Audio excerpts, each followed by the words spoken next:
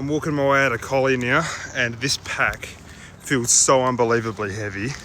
I bought a new blanket, but I think it's mainly all of the food I've got in there. I got 7 days worth of food, and this is my longest stretch in a while, so I'm not really used to this weight.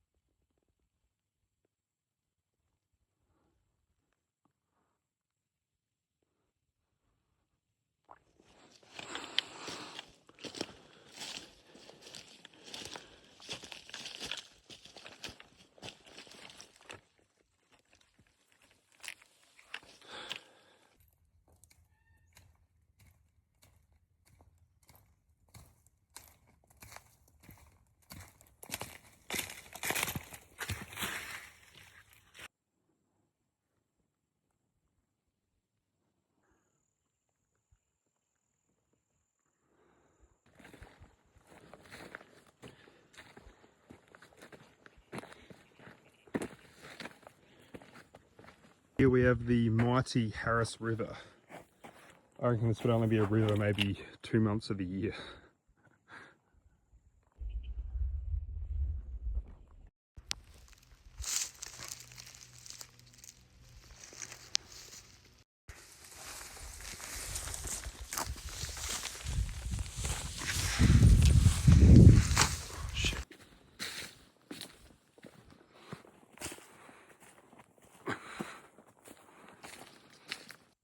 This is my water I've got to drink. I prefer the canteen where I can't see what colour it is, but I should be right, it doesn't smell bad.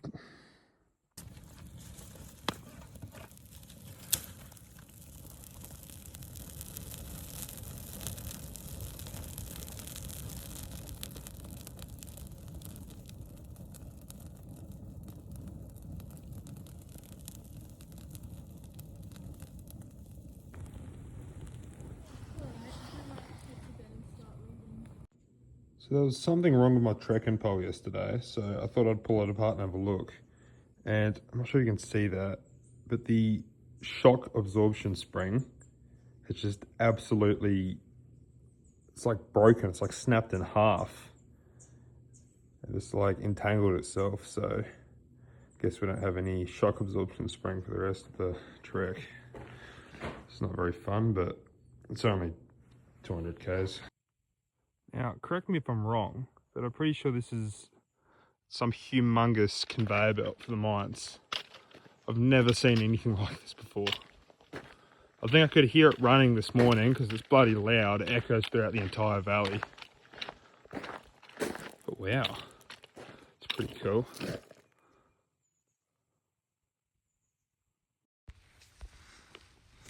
This is the biggest suspension bridge on trail. It looks pretty cool.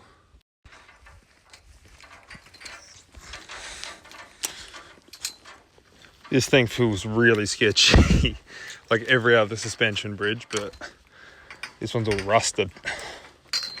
The river's beautiful though.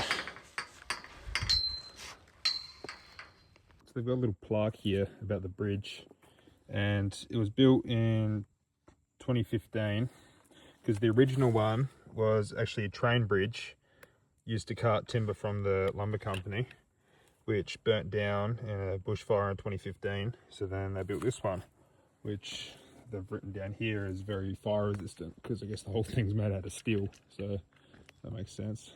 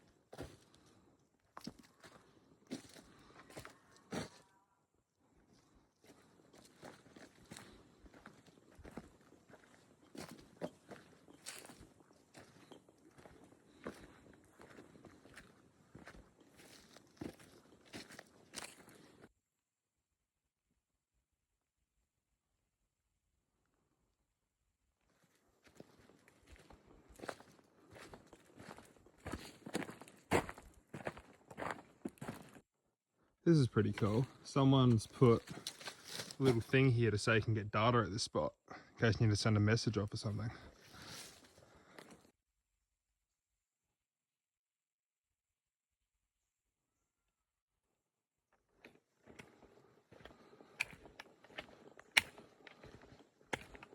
I've been making my own fire starters. This one's made with Baby Bell cheese wax and a page I ripped out of a book. So they work pretty well, to be honest. For the fire, I'm burning yakkers, or they call them black boys as well. I think they're protected. I'm not allowed to burn them, but like I found this one dead on the ground. It's got moss growing on it, so I think I should be allowed to burn it.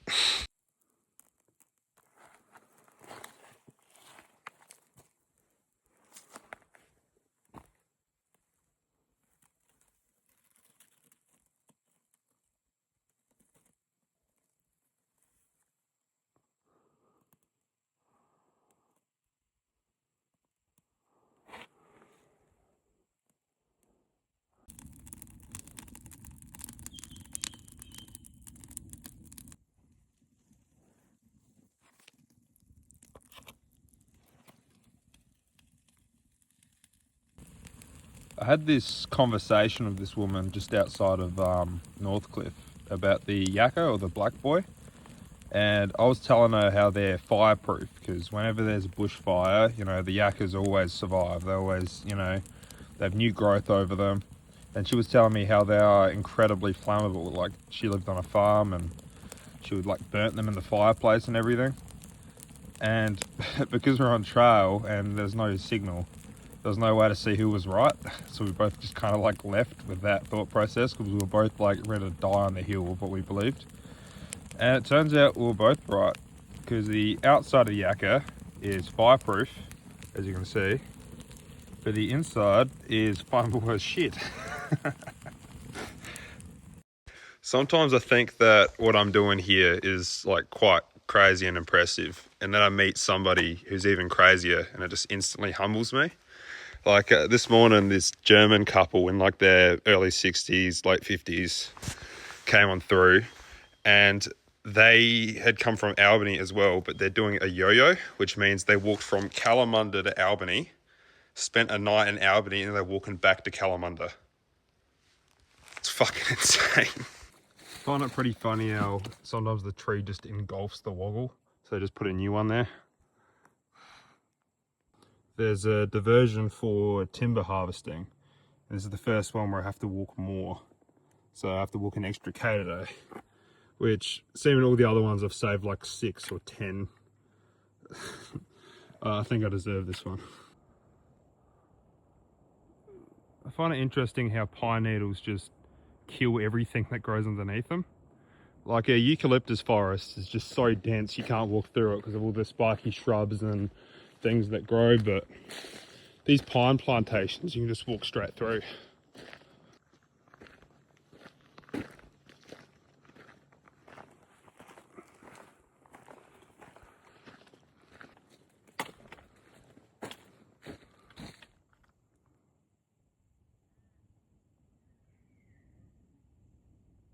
The woggles that greet you into town through the Dwellingup are all like hand drawn. So I assume it's the primary school children that are doing this, but I think it's pretty cool. I've made it into Dwellingup, and this is a very decent town, to be honest. It's got a pretty sizable general store and a cafe. This is the last town I'm going to pass through, because next is Kalamunda, and that's the last one. So I'm really close to the finish line.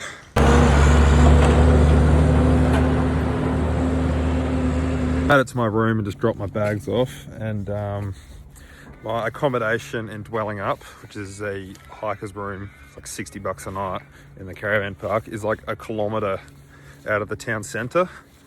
So on my rest day, I'm probably still going to end up walking like 6Ks.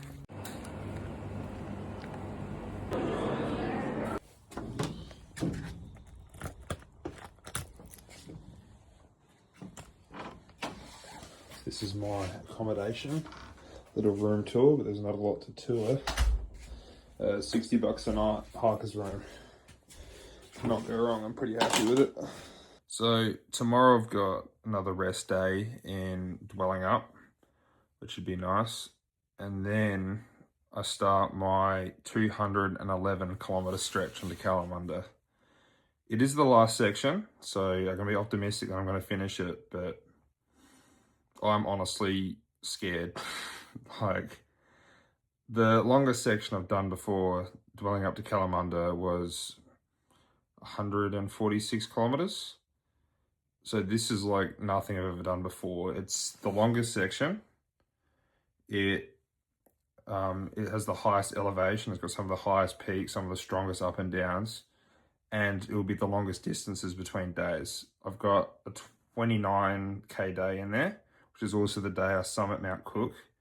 And I've also got a 26k day. So I know I'm going to get it done.